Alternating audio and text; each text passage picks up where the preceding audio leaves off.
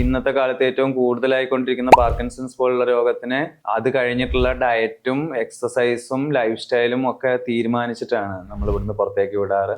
ഇപ്പോഴും നല്ല രീതിയിൽ മുന്നോട്ട് പോകുന്ന ഒരു ഒപിയാണ് പാർക്കിൻസൺസിന്റെ ഒപി.